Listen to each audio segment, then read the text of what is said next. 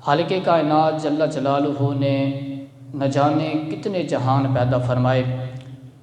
اور نہ جانے ہر جہان کے اندر کیا کیا چیزیں موجود ہیں۔ قرآن پاک کی روح سے معلوم ہوتا ہے کہ بے حساب مخلوقات کا مقصود انسان ہے، یعنی اللہ رب العزت نے اس کائنات کے اندر اپنی جتنی بھی مخلوقات پیدا فرمائی ہیں، یہ ساری کی ساری مخلوقات پیدا کرنے کا مقصود مقصد جو ہے وہ انسان ہے، یعنی اصل مقصد کائنات بنانے کا انسان ہے،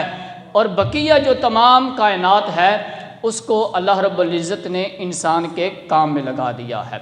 ارشاد باری تعالیٰ ہے هو الذی خلق لکم ما فی الارض جمیعا، وہی ہے جس نے جو کچھ زمین میں ہے سب تمہارے فائدے کے لیے بنایا ہے،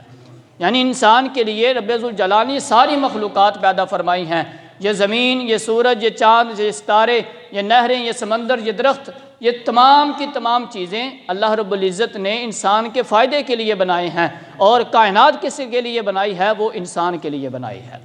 تو یہ اللہ رب العزت کی شان قدرت ہے۔ علامہ اقبال رحمۃ اللہ تعالیٰ علیہ نے بھی کہا نہ تو زمین کے لیے نہ آسمان کے لیے، جہاں ہے تیرے لیے تو نہیں جہاں کے لیے، یعنی یہ جو جہاں ہے یہ تیرے لیے ہے، تو جہان کے لیے نہیں بنایا گیا۔ تو اس لیے اس دنیا کو ہماری پیروی کرنی ہوگی، ہمیں دنیا کے پیچھے نہیں چلنا چاہیے۔ تو کائنات بھر کا مخدوم یعنی مقصود جو ہے، یہ انسان اگر رب ذوالجلال کے پسندیدہ اعمال پر عمل کرنا شروع کر دے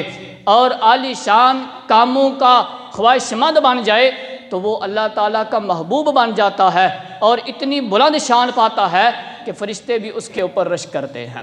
اور اگر یہی انسان اپنے کرتوتوں کی وجہ سے گھٹیا کام کرنا شروع کر دے، گناہوں والے کام کرنا شروع کر دے اور برے کاموں کے اندر مبتلا ہو جائے، تو یہی اشرف المخلوقات انسان جہنم کے سب سے نچلے درجے کا جو ہے وہ جہنمی بن جاتا ہے، اور جانوروں سے بھی بدتر ہو جاتا ہے۔ اب انہی اچھے اعمال اور اچھے اوصاف میں سے ایک اعلیٰ شخصیت میرے مصطفیٰ کریم علیہ السلام کے نواسے حضرت سیدنا امام حسین رضی اللہ تعالیٰ عنہ بھی ہیں، اور آپ کی شان کے کیا کہنے کہ اگر آپ کا نسب دیکھا جائے تو آپ کا نسب اتنا عالی شان ہے کہ کسی دوسرے کو وہ نسب نصیب ہی نہیں ہو سکتا۔ اور اگر ان کے ماحول کی بات کی جائے کہ انہوں نے ماحول کیسا پایا، تو جس کی مثال کہیں تلاش کرنے سے بھی نہیں مل سکتی، اور پھر رب تعالیٰ کے فضل و کرم سے انہوں نے بلائیوں کے ایسے نقوش چھوڑے اور خدمت اسلام کے لیے وہ کارنامے سر انجام دیے